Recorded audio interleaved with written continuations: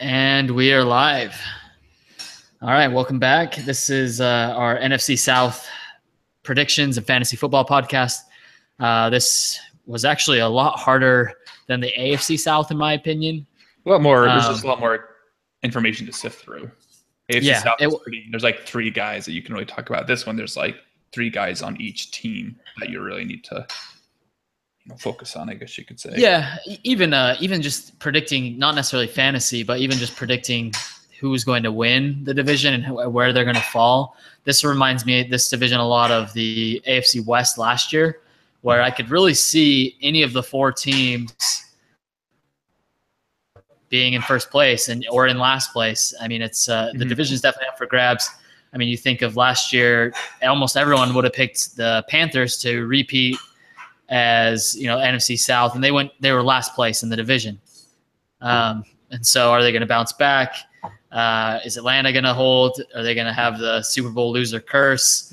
There's a lot of things that could go, and so I'm interested what your predictions are on how the division is going to end up.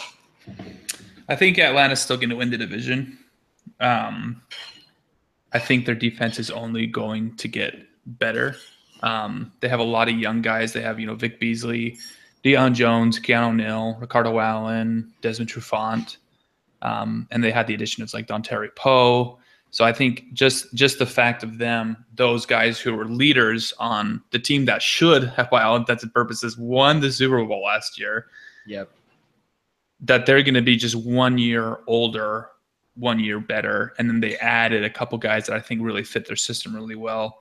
And then you have and it's not like any of these guys are like getting over the hump. Like a lot of these guys are just entering their primes, as far as Julio and Matt Ryan, and they have two solid running backs, and there's just a lot of weapons. And it goes on and on and on.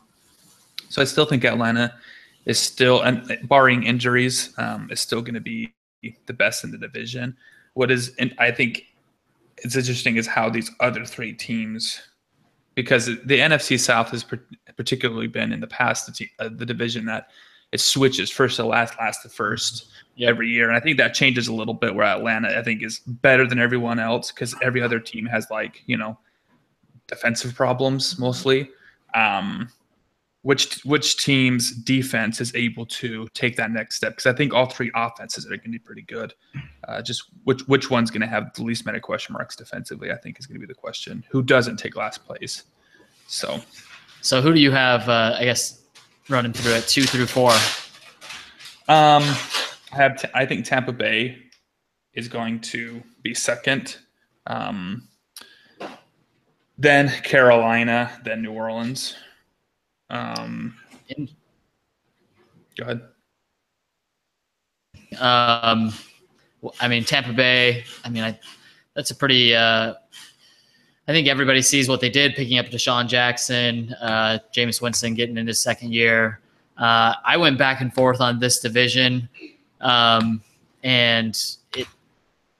it's still, I could still be convinced, but I went out on a leap on this one and went a little bit different. And so you're probably going to laugh at this one, but I had New Orleans Saints winning the division. I knew you were going to laugh at that, but this division, I just think I don't think Matt Ryan's going to have another MVP year. If you look at his historic numbers, last year was almost an anomaly. He got a new offensive coordinator. I don't know how much that stuff will really impact things. I actually think that defense is overrated as well.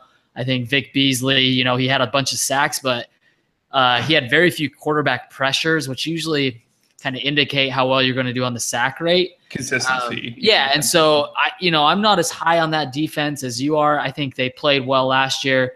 They're 1 or 2 injuries away from being the worst defense in that division, in my opinion. And so I between them and the Bucs. So I actually had New Orleans, and hear me out. This is why I really like what they did in the offseason. Instead of going after these, huge names, like they had in the past, like, the Jarius Byrd types, just trying to do this crazy big signing.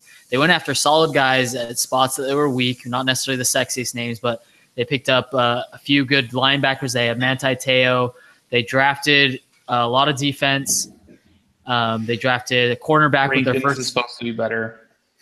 And they drafted their first round draft pick. They had 2 first round picks. They drafted arguably the top cornerback in Lattimore coming out of the draft, and then they also drafted the top tackle from Wisconsin, Ramczyk or however you pronounce his last name. Ramczyk. And I love both those draft picks. It scares me. Max Unger might have a foot injury, so that's a little scary. He's definitely a big, important piece on that offensive line. Michael Thomas, I think they wouldn't have traded Brandon Cooks if they didn't believe in Michael Thomas. I think he's going to have a monster year. We'll talk about him more. They got Adrian Peterson on the cheap. They also drafted one of my favorite sleeper running backs.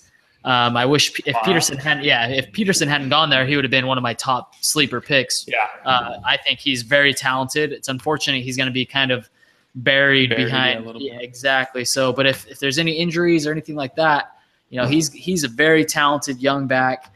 And so I really love what New Orleans did. I think they're under the radar. I think that Drew Brees has at least one more year in him, that he's, a couple more years. And I think this is the year New Orleans kind of gets back in the top of the division. So they were my number 1. It's interesting you had them number 4. That just tells you. I think this is the year away. I just think, the other teams are either getting they're younger and just going to get better because they're getting better. Whereas I think these guys, there are the guys who are good are either past their primes, like, Ingram, and these guys are a little bit older, or Breeze. I think it's almost not as likely, but there's going to be a point where Breeze is just not good enough. Like he's old, and I don't know, he has to be so good in order for the team to even get to 500. And I would say that definitely in the past few years, that's been the way. But I think what they've done this offseason, that defense is going to be improved, in my opinion. And so I don't think Breeze is going to have to carry. And you look at what he's done the last few years. He's had MVP level seasons, but it's just because his defense has been so bad, Breeze has still been just as good as he's ever been. Well, they lost their best receiver. Michael Thomas was just about as good. If you look at, Brandon Cooks was very hot and cold, kind of like we talked about T.Y. Hilton, but even worse. I think he was very much so that way. And, I think Breeze likes a bigger wide receiver anyways. So it'll be interesting. I do think Brandon Cooks will be a loss, but I think picking up Ted Ginn is definitely going to help alleviate some of that. Michael Thomas taking it to the next level, having Ted Ginn being that deep threat. I think Ted Ginn and Brandon Cooks aren't exactly equivalency. I think in order for the offense to replace that production, I think Snead is going to have to take a step up from just the third guy, and Fleener will probably have to actually start producing something. Because I don't think Ingram is a good pass catcher at the backfield. He's okay, and AP's not. But it's just, does Coleman start getting targets? Like how far down are you going to list before, these guys? It just seems like, I don't know, these other guys that haven't necessarily been super productive are going to have to be consistently productive in order to replace kind of the yards that just Coleman put out. I get that. And so here's something else. Because Breeze is going to have to throw for 5,000 yards. But here's something. So what you're suggesting, he's probably going to have to throw for 5,000 yards and 35 touchdowns. Where is that going? I want you to. Okay, so let's see. So how much? So he had 1,000 yards that Brandon Cooks had, right? Yeah. So it's not crazy to think Thomas is going to have. What did you think? I'm predicting Michael Thomas is going to have 1,400 yards. Would you say that's reasonable? He was was he at 1,000 last year? 1,100. 1,100. So he's 200 more. They both had the same. Okay. So this is what I'm going to say. So 200 more there, and then it's not. I think Ted Ginn. It's reasonable to say he can get 700, right? I mean, Yeah, I think that's not it's crazy. reasonable, right? So that's 900 right there. It's not unreasonable that between their other assets that, that's Cleaner and yeah, exactly. So I don't think that Coleman. the Cooks loss is as big as you are thinking it's going to be. Here's the other thing that I wanted to bring up. So if you look at some of their losses last year, they lost to Oakland by 1. They lost to at New York Giants by 3. They lost to the Kansas City Chiefs by 6 at Kansas City. They lost to the Denver Broncos by 2, which I don't know if you remember. That was a kind of a crazy ending. And then they lost to the Panthers by 3. They lost by 2 touchdowns. Yep. I mean, but most of their losses were within 1 touchdown. Yeah. And well, so even the Lions one was closer than the Lions scored at the very end to make it worse than. yeah, and so that's why I think that a lot of people aren't. I think the Saints are undervalued, and I think if they're going this year, the way they've added some pieces, and so people aren't talking about them as much. That was my reasoning behind it. I think that they're underrated in that division. I mean, I'm not surprised you put them at 4th because. Well, it's not like I was like, oh, I'm for sure. Like my number one thing is New Orleans is going to suck. Like it was, like I said, all 3 were relatively close. I think I get that's what you're the saying. order it's going to play out. I just think they're going to be 3rd and they're going to be 7 and 9, or 4th with 7 and 9. I could see that happening. Atlanta stays like 12 wins. Tampa Bay is 10 wins. Carolina 9 wins, and they're at 7 wins. Yeah, I mean, I could exactly, and I could see that happening too. I think the whoever loses the division at the least, I should say, they'll have 6 wins. They'll probably be 7 and 9. There's no bad teams unless there's a major injury somewhere. But yeah, exactly. But at the same time, I think Drew Brees I trust more than any other quarterback in the division. And so with the additions, I think their offseason pickups, although they're not sexy, like getting a Deshaun Jackson or some things like that, I think they had a very solid offseason. Their best offseason in the last few years, in my opinion, just from a pure getting assets that they needed. Maybe not like the highest talent guys, but good players that are going to be meaningful, have an impact on the game. So I have them going number 1. Do we just go through your rankings and we'll Sure. come back to New Orleans since we've already been talking to them quite a bit? Yeah. So I have Saints 1. I have Falcons 2. I think they'll be right in it. I think this division will be decided by a game. It might even be tied, and the tiebreaker will go to I have the 2 Saints. 11-win teams. Yeah, exactly. I mean, it'd be kind of like the Kansas City and Oakland last year. And then I have the Bucks at 3, and I have the Panthers at 4. I do like the Panthers, kind of similar to you with New Orleans. I'm just a little worried about Cam Newton. He had a shoulder surgery. From what I've been reading, he's not healthy yet. Could be a lingering problem. I don't know. So that's why I kind of have them at 4. And so but again, between 1 through 4, I wouldn't be shocked if Cam Newton comes back and has another MVP season. I mean, it's only a year away from him taking his team to the Super Bowl, having having one of the best seasons of all time. Yeah. And so, but I do like what you said. That defense was significantly better than it was the last couple of years. I mean, especially their pass defense. Yep. That's the biggest question mark, I think, Carolina. Yeah, and I don't think they improved on it anymore. Their offensive line is still piecework. I know they picked up the Khalil brother, who didn't play that well up in Minnesota. And then Michael Orr retired or cut. So there's a few things I do love. Christian McCaffrey, I'm big on him. I think he's going to have a good season. I think he's the amazing weapon for Cam Newton to have. And we'll talk about him more later. But at the same time, there's just too many questions for me on that team. So I put them at 4. Sure. No, I totally get that because I could see it going either way. I just think I just find more question marks and more, less upside, I guess, with New Orleans, because we've seen Breeze do amazingly well, and still they're not very good. Because I don't necessarily know if the barometer for them is Breeze is amazing. Breeze is amazing.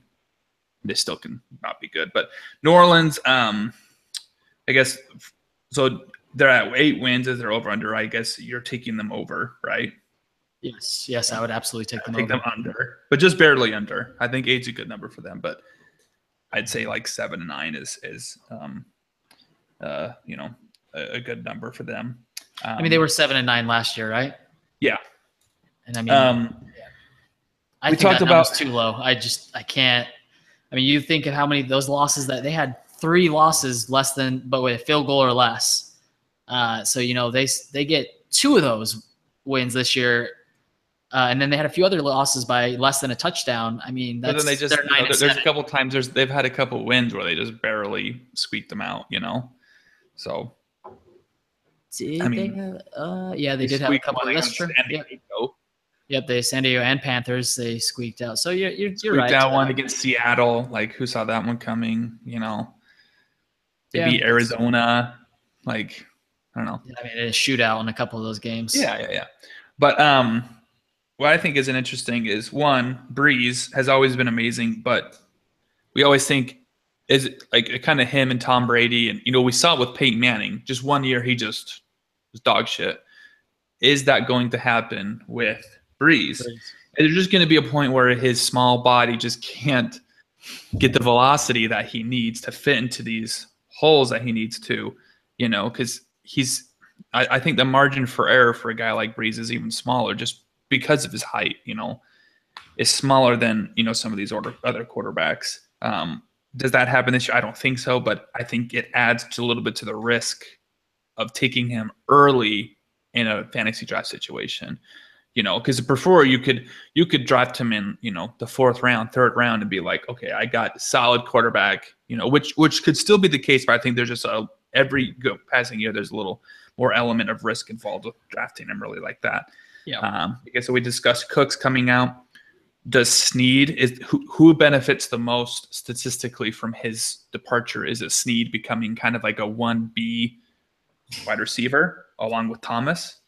Because you know, like you're saying, Thomas was amazing last year. And does that get spread out over like 4 guys, or does Snead, who is already pretty good, he kind of take that leap to the next kind of echelon of wide receiver?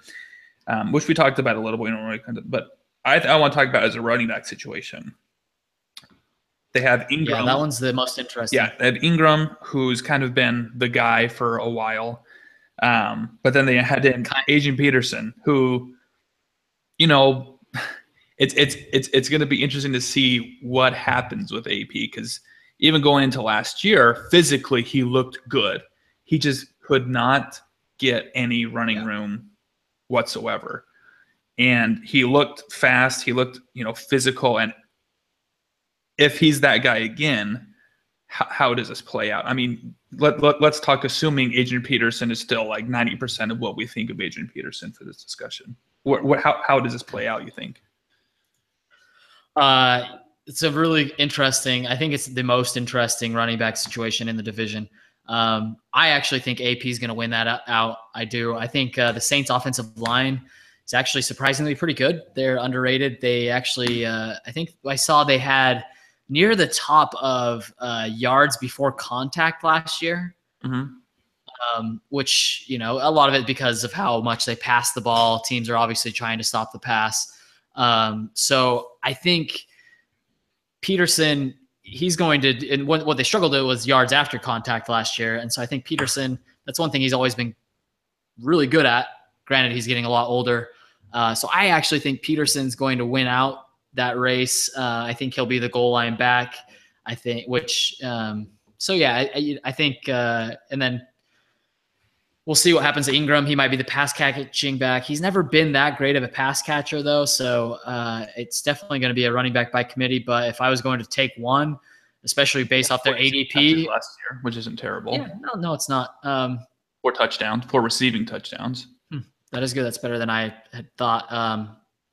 So I would take Peterson, especially at comparing ADPs. You know, I think they both would be 7th, 8th round is where I'd look at taking them, just because of the risk of, you know, splitting carries with completely splitting carries. You don't know what you're going to get from one game to another. So yeah, that's where I go. And then, like we said, the rookie Alvin Kamara. Alvin Kamara. I really like him as a potential sleeper on that team. If anything happens injury wise, or if he can develop, if he can be a really good pass catching back, which Drew Brees, you remember when he had Darren Sproles, he loves to have that dump off. We've been going back to that's the one thing Reggie they've Bush been. days, he had relevance that way. So exactly. So if he can develop into that as the rookie running back, that'll be a deadly offense. So we'll see. Yeah. But from a fantasy perspective, it's going to be hard to say, any of those guys is going to be super risk laden because the situation is not totally conducive to like, oh, I know what I'm getting out of Ingram, because it'll be difficult for Ingram even to get what he got last year. Yep. He had 1,000 yards rushing, 6 touchdown rushing, and then he had 300 yards rushing and 4 touchdowns. So it's like, yeah. Sorry. So I mean, I actually think the receiving stuff will still be there because I don't think AP is necessarily going to steal those kind of touches. But it'll be interesting to see if Ingram still gets 200 carries. Do they both get 150 carries? So they're both getting 900 yards, or so, which would be really good for them if they're getting Saints, towards not 2,000. For our fantasy football. Yeah. But I mean, they got 1,700 yards rushing last year. It's not crazy to think that they both get 900 yards each, which they're both RB2s at that point. Yep. And then both have had some injuries in the past as well. So if I'm drafting one of them, if I'm drafting AP, I would take AP just because the upside is better. Because we've seen, best case scenario for Ingram is basically what we got last year. Best case scenario for AP is 1,700 yards by himself and 15 touchdowns or whatever. So yeah. Anyway, so we move on to Tampa Bay. Sure. Yeah, let's talk about Tampa Bay. I love the Deshaun Jackson signing.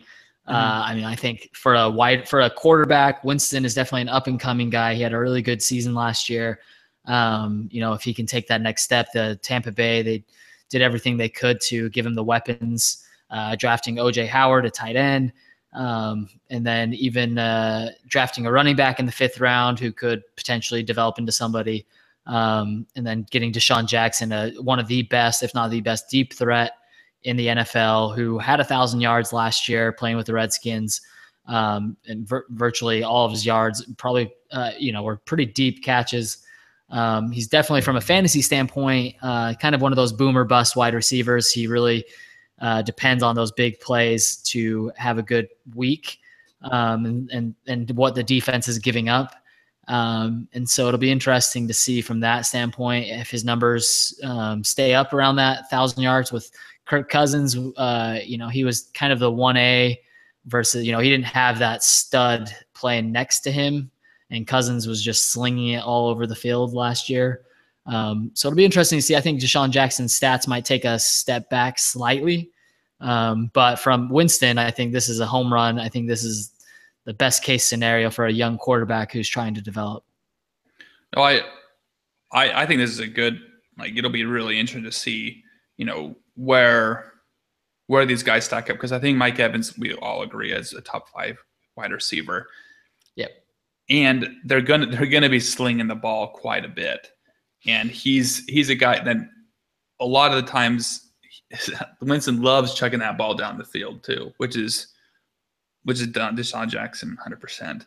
I don't know if you're looking at the stats, but care to guess without looking who was second in receiving yards for the Tampa Bay Buccaneers last year? Was it Cameron Meredith, or not Meredith? The white guy, Humphreys? No, it's close. Maybe Cameron Brate, the tight end. Brate. Okay, I was going to guess tight end. 660 yards. Wow. And then Humphreys was 622 yards. And then someone named Russell Shepard, I don't know who that is, with 341 yards. I'm not saying this. It's not crazy to think that Deshaun Jackson is able to go up and, get 800-900 yards next season, just because I think it won't be crazy to think that what's his name, Winston goes up. He for 4,100, but 45, 4,600 yards next season with these weapons isn't out of the question. And Evans is going to get us 1,400 yards and 10 to 12 touchdowns, 15 touchdowns, whatever. Yeah, I'm interested in their running back situation is almost the exact opposite, if you will, of New Orleans, where I don't really know what's going to happen there. And I don't know if I had him on my team. He was actually pretty good for a couple of weeks for me. He was actually. He got 100 yards both times. He didn't score touchdowns, which drove me bonkers, but he looked good. Is the point? Yeah. Well, and Martin have Charles Sims as the pass catching back. Yeah. He had. Did he have more? Did he have more catches than attempts? No, he didn't. But it was close. But because Doug Martin's suspended for a few weeks, first 2 games. Is it 2 games or 4 games? Two games, I believe. Let me look that up. Look it up, but 3. I know it's not 4. So yeah, but Doug Martin, from everything I've read in the offseason, he's looking as good as he's looking like his contract. He seems to have good years whenever he has like something to play for. Yeah. Oh, is it 4? Mm-hmm. Unless it's been, unless he's appealed. Which and it's sentence because I'm reading something from NFL Network. Okay. Interesting. So that might change some things up. But I think I do like Doug Martin. It depends on where you draft him. But if you can get both Doug Martin and Jacquizz, they're pretty effectively last year, and somebody's going to have to get some carries on that team. And so I think if you draft one, you have to draft the other. Kind of, handcuff situation, especially both are going in later rounds. I think Doug Martin. But doing that isn't too expensive. No, exactly. So, and I think you're getting a pretty solid upside if you can get both those guys. One of them is going to be at least a running back 2 at the lowest, in my opinion. When they start. Yeah, exactly. Yeah. But it will be interesting. I do like if that rookie can come in, the 5th round guy, which they drafted out of Boise State, which is Doug Martin's alma mater. So it'd be interesting. He's a sleeper for me in that division. And it's McNichols? McNichols, yeah. Which everything I've read so far, he's kind of buried on the depth chart. So, but if there's a couple injuries, Doug Martin's had injuries, Jacquizz has had injuries.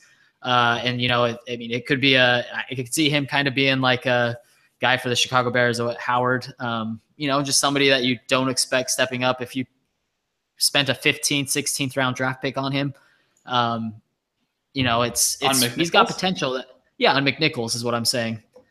Go ahead. I think, well, I'm just saying if there's not a ton of sleepers in there, but so what happens if I think Doug Rogers is almost a sleeper within itself because you can get him for what, 10th round, 11th round, 12th round, something like that. So I'm saying after that though. So say Jacquizz gets injured week 1 for a couple of weeks.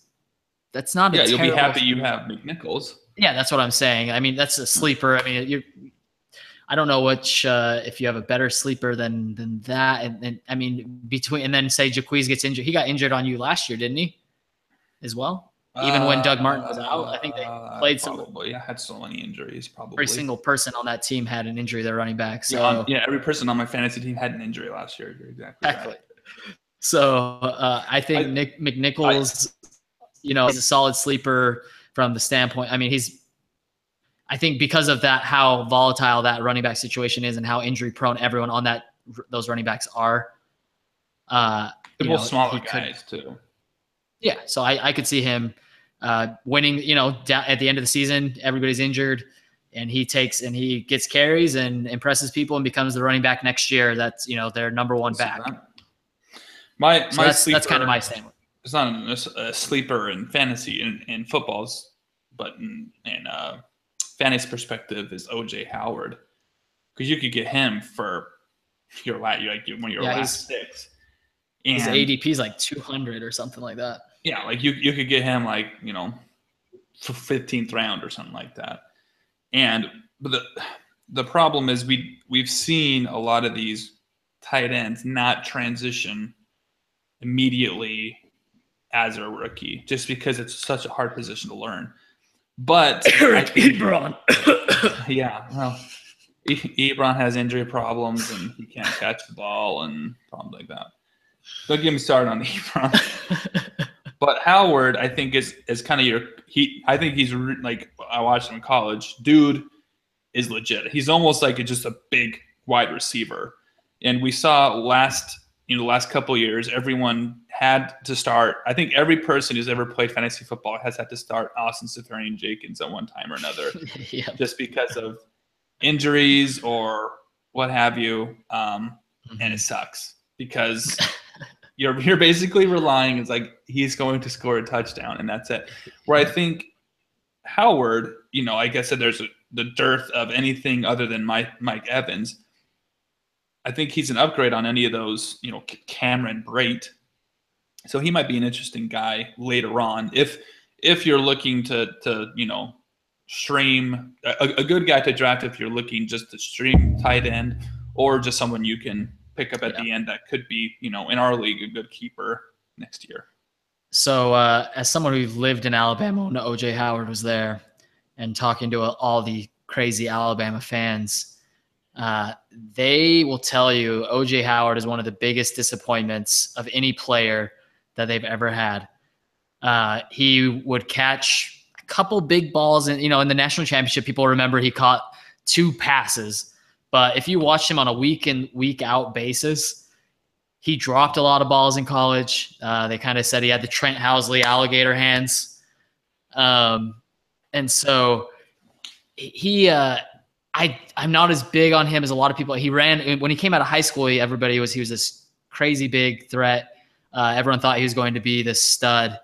Ran like a 4.4 40. And so when I lived in Alabama, I kind of fell into that. I think everybody expected him to be this amazing tight end, and he never really lived up to it. He had a couple big games, the national championship. And so I kind of compare him to Eric Ebron. That's where I'd put him. And I would say that at best he'd be a streaming option. I don't think I'll draft him. So it'll be interesting to see from that standpoint. Welcome back. You'll have to listen to the what I had to say on the podcast. But no, I didn't say anything. I just kind of to reiterate, since Richard stepped away for those that are listening and not watching. OJ Howard, if you ask Alabama fans, he was a big disappointment because he had the national championship game that he got hyped up. He's one of those combine studs that has impressive stats from that standpoint, really fast 40 time, vertical, bench press, the whole 9 yards, but he didn't live up to his hype in Alabama, and Alabama fans were very disappointed. I compare him to Eric Ebron. I think that's a perfect comparison. I don't think he's going to immediately translate into big numbers in the NFL. We'll see what happens. I could be proven wrong. His obviously the talent is there. Sure. But I'm just saying from a sleeper perspective, I get that. He's someone who's going to start, right? And they're going to pass the ball. And I almost think the NFL is better suited for his talents than Alabama. Because when's the last time someone super productive came out of Alabama? I mean, they just... Every single thing you just said you could say the exact same thing for. I know those might be crutch arguments or whatever, but I'm just saying, from a perspective of, he went to Alabama. I don't know how much, if he went somewhere else, he might have actually had more routes, but I think he was actually a pure Y tight end, and he was stuck blocking a lot. He was, but I will say one thing that a lot of people didn't notice. He did drop a decent amount of balls at Alabama. So even when he did get balls thrown at him, and these are sometimes games that don't matter as much, that you're not seeing on national television. And so I always, I call it the Trent Housley alligator hands. So I think he had a little bit of that. Maybe he's gotten better at it. When you were like in fifth grade, sixth grade, I was on Trent Housley's flag football team, and his dad was the coach. And I remember his dad just built the offense around Trent. Wasn't he the quarterback? he did probably everything. I don't know. It was ridiculous though. And I remember because he was like not good at all. And he was not by wide margin the fastest guy in the team. He was by a wide margin not best catcher. You know, it was just very irritating. But anyway. Yeah. For all of you know, so anyways, Chad yeah, Chad, when he listens to this, if he does. We didn't have Chad listen to the last one. We were talking shit on him. We need to get Chad on the podcast. All right. So let's see who's so we kind of, is there anything else on any of the teams? We didn't really talk about Atlanta. I mean, we haven't gone winning the division. Carolina or Atlanta. You want to go Carolina? We'll go Carolina first and then finish in Atlanta since you have them winning the division. So Carolina, they scare me. Yeah. Definitely boom or bust completely. I have them. They're either going to win the division or they're going to be dead last.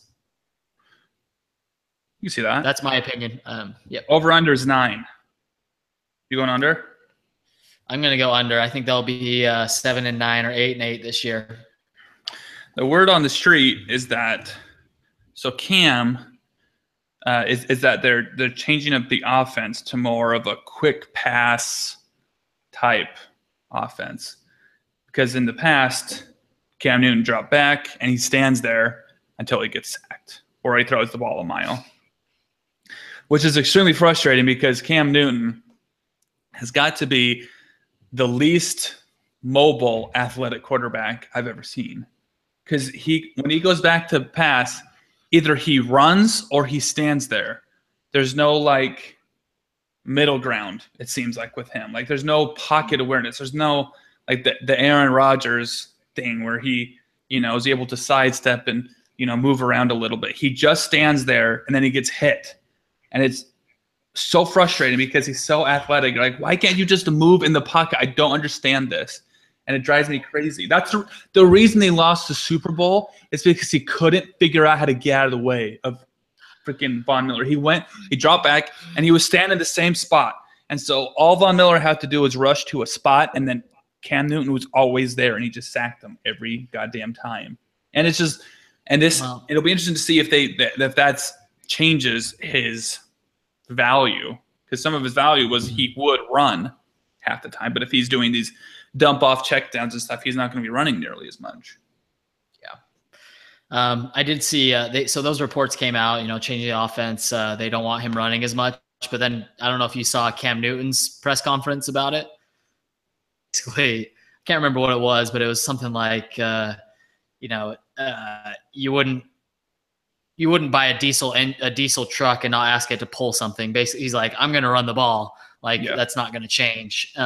And so I do think he'll have, from a fantasy standpoint, I still think he'll be a top 10 fantasy quarterback. Whether he'll have another MVP level year, I don't know if he'll be that good. I think the offensive line is still a big question point. I think he's still going to get some rushing touchdowns, which will help his value. I do love Christian McCaffrey being that dump off back that he hasn't really ever had that I can remember. And all reports, I don't know if you saw on ESPN today, but there was even an article from Jonathan Stewart saying that there isn't a single guy in the NFL that can cover Christian McCaffrey one-on-one out of the backfield. So I love, just having that safety valve that he can, always trust. If he can develop that, that's going to help alleviate some of the offensive line problems that they have. So I do think he'll have a somewhat bounce back year. The shoulder does scare me a lot because, the way he runs the ball and the way he takes hits. So whether he'll be 100% healthy or not, and I don't know if he was even healthy last year and he was playing through some stuff. But I think he'll be a top 10 quarterback. So maybe on that, how do you rank the quarterbacks in this division from a fantasy standpoint? Yeah. I have Matt Ryan first still. It's too many weapons. Then Drew Brees, then Jameis Winston, then Cam. Okay. I have Brees number 1. I have Cam 2, Ryan 3, Winston 4. And falls back a little bit from that MVP. But even then, if you said Jameis Winston is your fantasy quarterback this year, you'd be like, fine. I'm cool with that. Exactly. I have him on my team, and I was like, oh, that'd be a great keeper. He probably was drafted in like the pretty late. No, Dax drafted him in the 5th round.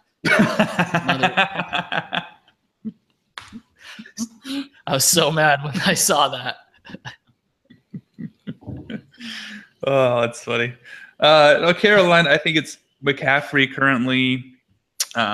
He is ADP of 4.5. I mean, at that point, you're drafting him probably as like a starter guy, and it's always risky to say, okay, here's a guy who is a rookie and I'm drafting him and I'm going to be starting him. It's super risky.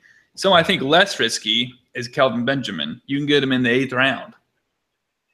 That's pretty good. I mean, who's he going to throw the ball to other than Greg Olsen? Well, your number one mistake is, his ADP is 8th round, but in our league, he's probably going in the 1st or 2nd round with Kyle. It's true. Maybe he learned. Maybe he's like, he got burned once, and so he's never going to draft him again, even if he's just sitting there. Well, the funny thing is, he drafted him the 1st round, and then if you remember, week 1 last year, he was like the number 1 fantasy player in all of football. But then he didn't do all right, I guess Kyle wasn't that dumb after a while, and then the rest of the year proved that Kyle was dumb. Turns out he is dumb. So, yeah, it's I like Benjamin as a 8th round pick. I'm trying to think, because they lost Ted Ginn, who was their, that was Cam Newton's, one of his favorite guys deep downfield. I'm trying to think who they picked. Did they pick up anybody to replace Ted Ginn? I can't think of anyone. Not that I can remember. Yeah, I don't think outside of Christian. I mean, they got Curtis Samuel, the kid from Ohio State, but he's kind of like a slot guy, which works in their offense because they have Benjamin and they can start Funchess, and then they can have Samuel in the slot, or they can have Samuel on the outside, and then they can put McCaffrey in the slot. So they have some, or they can, and they have Greg Olsen, in certain sets, they can put Olsen out wide or in the slot. So they have some stuff. They just have guys that they can move around. So I don't think it's that big of a deal. As I say, I think what's his name might be an interesting choice. It's just because the ball needs to go somewhere, and Benjamin is kind of the de facto number 1 guy on the team. Yeah, and he's got to be getting fairly old at this point, right? I mean, he just keeps going. Wrapped on the Miami team soundtrack. Yeah, he's been around a while. So his 11th season. So you got to think. I mean, I love McCaffrey, but outside of that, I mean, Olsen's going to be a top 5 tight end if you get him, depending on where you draft him. He's going to be solid. The wide receivers, if you get him 8th round, I wouldn't go any higher than 7th or 6th at the most, if depending on the keeper situation and what talent's left. Just because I feel like that offense, there's a lot of question marks. The offensive line. So we'll see. Jonathan Stewart. I do think McCaffrey is interesting. The only downside is, do Newton and Stewart, are they going to act as touchdown vultures for old McCaffrey? Yeah. I think McCaffrey in a PPR league, he's going to get his. He'll be a solid guy, but in a standard league, he's a much higher risk. Yeah, I think so too. Because of vultures. Stewart taking TDs. But we'll see. He ran between the tackles at college, Stanford pro style offense, and his junior year he was better than his senior year. True, but he was very, very productive at it. So it'll be, it's not saying that he can't be that type of guy that even runs in NFL. And if Stewart gets injured, he becomes a every down back.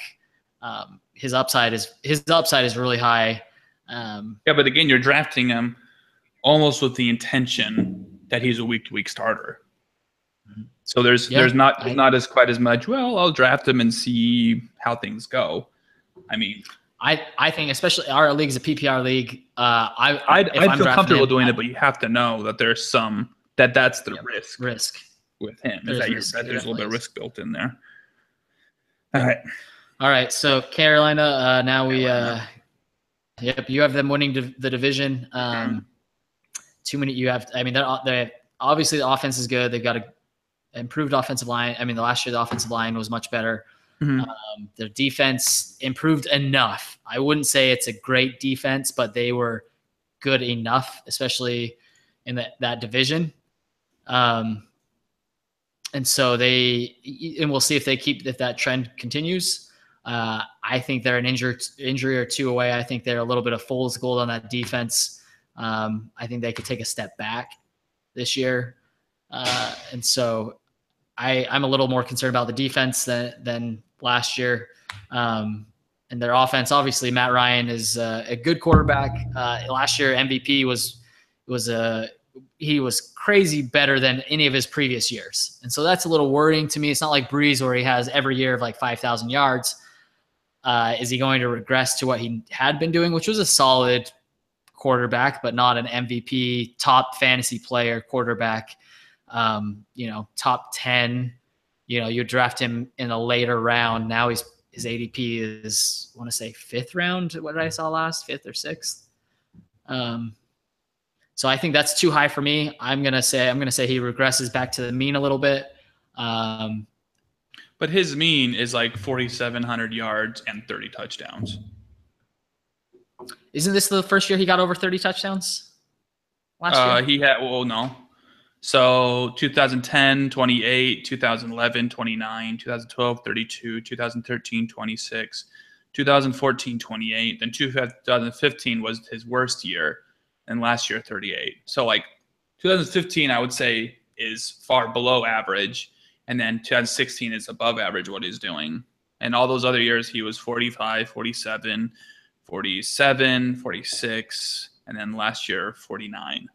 So, I mean, yeah, he might regress a little bit and not to MVP numbers. But, I mean, if you're getting 4,700 yards and, high 20s, low 30s touchdowns. Yeah, I agree. I mean, I just don't see him going 38. But at the same time, with all those touchdowns, last year was his fewest interception total by far, wasn't he? So I mean, that's in fantasy. That's what I'm saying, that he's going to have more negative points. I think he'll be double-digit interceptions. He's still a top 12. Yeah, exactly. But I don't think he's top 3. I wouldn't draft him as the first quarterback. No, he's okay. Let's talk about this. So, but you have him as the top quarterback in that division, right? Yeah. I mean, I think I would take Breeze. I think Breeze is much more solid to get you. He's going to get 4,500, same as Ryan, but he's going to have a much higher touchdown total. Maybe. I think his career kind of proves that. I mean, I think it's a much lower risk with Breeze than Matt Ryan. I don't know. That's your opinion, man. I don't know. Would you rather have Andrew Luck or Matt Ryan? Matt Ryan. Oh, I'd probably take Matt Ryan. Would you rather have Matt Ryan or Russell Wilson? Your wife playing around pans everywhere. So I'd probably take Matt Ryan. Okay. Would you rather have Matt Ryan or Cam Newton? From a fantasy standpoint, I think they're close.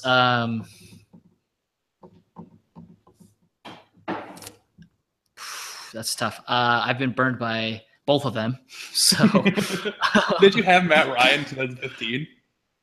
I think I did. No, I had Cam Newton. I had Cam. That was the year he almost won it for me. I had to that was stacked. Oh, you had Ryan. Like, he had a season where he was like not good for the first 5 games, and then he dominated the last part. Something like that.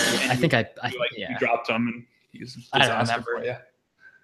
Yeah, so I've been burned by him before. I'm saying so you have Rodgers, Brady, and then you kind of have these guys: Breeze, Luck, Ryan, Wilson, Newton, Mariota. Those guys, and you'd still have Matt Ryan as like above those guys typically. At the same time, though, I have to remember he's throwing to maybe the most talented wide receiver in the league physically. But prior to last year, would have you had them over any of those guys? Matt Ryan. Well, I'm just saying, like. So that's my thing with Matt Ryan is really. I'm not saying he wasn't really good, but like you're saying, they have 2 legit running backs, and their offensive line was fixed. I mean, all that is still moving into 2017. So it's not out of the question to say, oh well, he was good, but then he was getting sacked a lot, and he was, just had a lot of pressure, and he's, Julio Jones was injured half the time, and they didn't have running backs, and they're having all these other problems. Yeah. You have some good points. I just, it's been a 1 year wonder in my opinion. So I think like you said, 4,500 yards. 1 year wonder. It's like he's 20% better than he was the rest of the time. It's not like he was like dog shit and then he all of a sudden was amazing. Like even if he goes back to being what he was, like I would still take from a fantasy perspective, 4,700 yards and 30 touchdowns. I would take that all day. 20% that's not even close to being accurate unless you're going by completion percentage. He jumped by 400 yards in yards, and then 17 more touchdowns and 9 less interceptions. I mean, that's a monster jump. Well, yeah, I'm just saying though, like it's like to say automatically he's going back to he was like before, like even if he does regress to like being like very good but not MVP, he's still a top 10 quarterback. Yeah, and that's what I was saying, top 10. But like worst case scenario, he's a top 10 quarterback still. Yeah, I agree, but I'm just saying his ADP from a fantasy standpoint, I think is too high. I think he's gonna. I wouldn't take if I'm getting him, Luck, any of those guys. I feel like they're all about the same. The thing about quarterback this year is there's like 16 quarterbacks that you'd be totally cool with starting, and then there's like 5 more that you're like, I could handle it, Yeah. And so it's kind of a weird thing. So I mean, I don't think there's a ton of separation in the quarterback, but we'll let all of our idiot people in our league draft them. So yeah, exactly. Well, yeah. So I had Breeze, I had Cam slightly above Ryan, and then I had Winston number 4. But you might have convinced me to put Ryan after looking at his stats above Cam. Especially Cam had a really awful year last year. But it seems like Cam goes like every other. So rushing touchdown dependent from a fantasy perspective. Because if he's putting those in, sure, yeah, great, you take him because you get six points per. But I think these days they're careful with him and they don't want him to. They want him to last 15 years, and so they're gonna, kind of run down on that. How do you feel about their running back situation between what's his name? Freeman and Coleman. I think Freeman won it. I think Freeman's going to be the guy. I think Coleman is a solid handcuff. But I think Freeman's he got the contract, and that's an expensive handcuff. Yeah, it is. And so I think Freeman is, I think he's going to be a top. He's proven the last couple of years, and last year I wasn't as high on Freeman. I thought, maybe a 1 year wonder, but last year he kind of proved me wrong. I think he's going to have a really good year this year. I think they're going to rely on him even a little bit more, and Coleman will be maybe pushed down a little bit, but it is annoying from a fantasy standpoint having Coleman, who is a solid running back, who would be a starter on a lot of other teams. Mm-hmm. But I think he's the guy. If you draft him, I think he'll be a running back 1 season. So I think because he catches the ball as well, he's a little more versatile, and he still does get the majority of the rushes. Just if Coleman vultures some of the TDs. Yeah, I mean, it'll be interesting to see how that all kind of plays out here.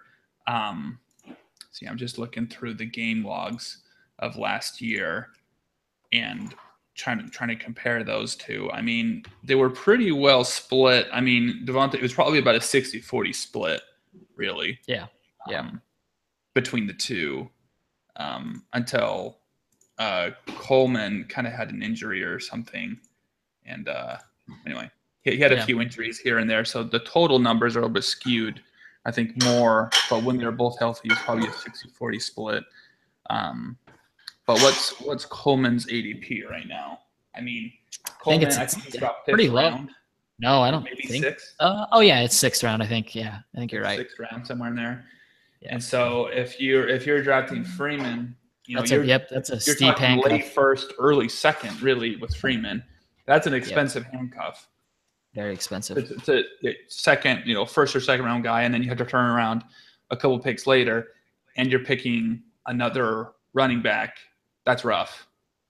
as a bench player. Yeah, because you don't want to play both of them at the same time necessarily. I mean, there was a week last year I'm sure you could have, but that's just something you don't want to do necessarily. But it'll be interesting to see how that plays out because Freeman is being drafted as the 5th ranked running back right now, and that's rough considering he's not the number 1 guy. Whereas you got Johnson, Bell, Elliott, McCoy, then you have Freeman, Melvin Gordon, Jordan Howard, Gurley, Jai Miller, Fournette, going on down. And all those guys are for sure, there's not even a question that they're the number 1. Whereas him, it's Coleman's still going to get some work. And so I think there's a little bit of risk involved with whoever gets it. And I think you could almost see, because there was some weeks where Freeman had huge touchdown games, where he had 3, 4, then he have a streak where he was just scoring touchdowns like crazy for a while. And he was solid. And that's what last year I thought the exact same thing. I thought I wouldn't draft him over some of those guys because everything you just said. But he kind of proved me wrong, and he had a really good fantasy year last year. Happens again, but I would think he's a pretty safe bet.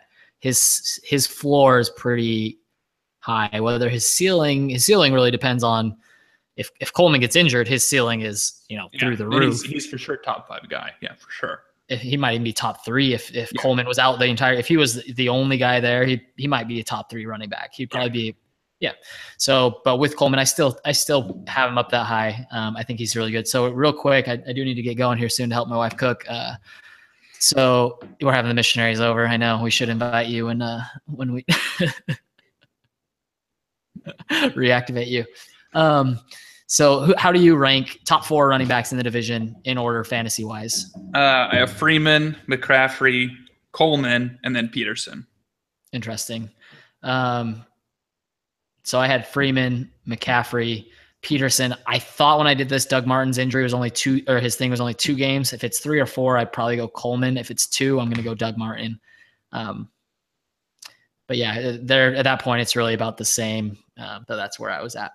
And then wide receivers, we didn't talk a ton about them, but this is probably the best division. Yeah, I mean, for any one of these receivers, they would probably be. I mean, the number 3 receiver is probably the best receiver out of any other division, outside of maybe a handful of others I can't think of. But yeah, how do you rank top 4 receivers in order fantasy wise this year? Jones, Evans, Thomas, and then Snead. Interesting. I'm actually going a little bit on a limb. I think Michael Thomas has a monster year. And I think he's going to be a number 1. I wouldn't be surprised if he gets 1,500 yards, 10 touchdowns. Monster year. In our league? Tim, like a 10th round pick. Aren't you pissed? Yes, I'm furious because he was.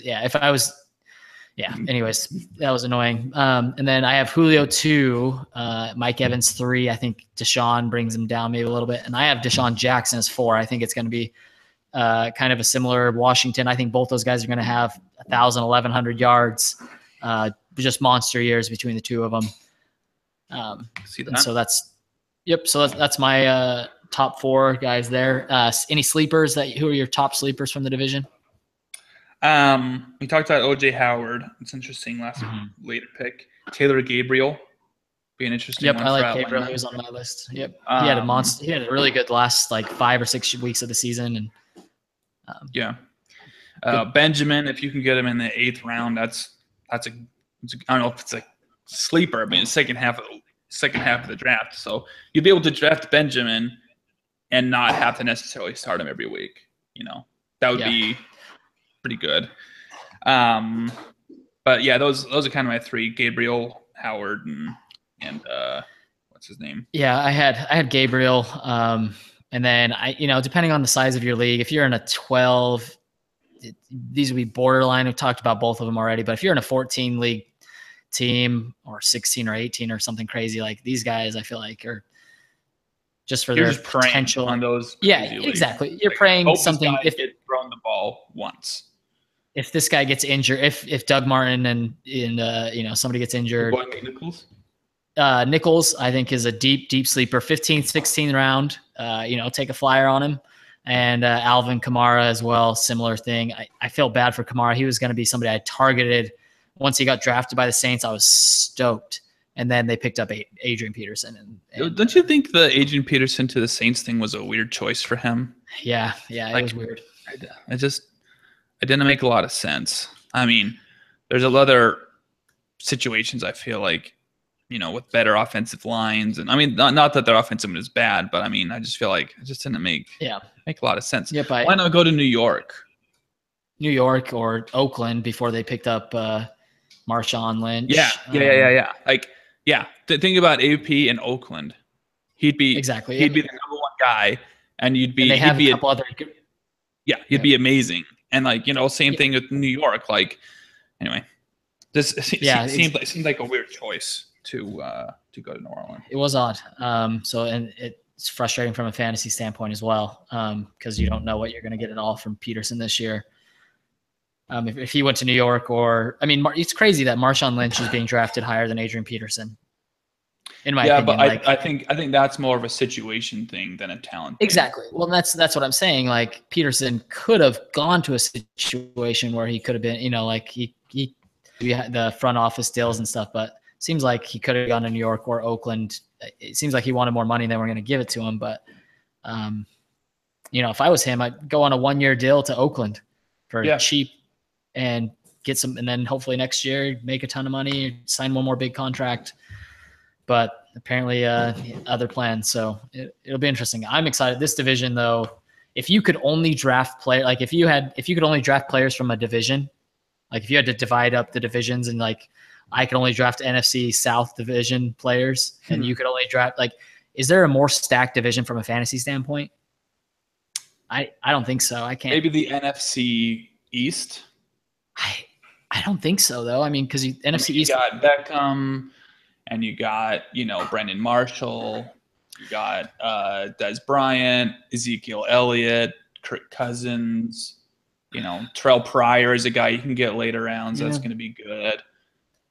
But I mean, you look, Michael Thomas, Julio Jones. No, I'm just going through the divisions in my head. That would be a close one from a fantasy standpoint. AFC West is pretty good. They're okay. I don't think the AFC West fantasy wise, they're a really talented division. Don't get me wrong. I love the Raiders, and I mean, I think that's probably one, if not the most difficult division. But from a fantasy standpoint, I don't think they can hang with every other division has one or two teams offensively. You're like, oh, they're dog shit. You look at NFC West. Yeah, all 4 teams that were like, yeah, you might be right. I'm just trying to think through whatever. But it probably is the best fantasy division. Probably. Too bad Grant wasn't here. Slacker. Exactly. Missed a good one. All right, man. Well, that's all I've got. I got to go help my wife. She's probably going to be angry because I said this would be about a 30-minute one and turned into over an hour. So it's all right. There's a lot to talk about. I know with Grant, it probably would have been an hour and a half easily. Oh my gosh, we'd have been chattering about who knows what. Exactly. All right. Have a good one. Take it easy.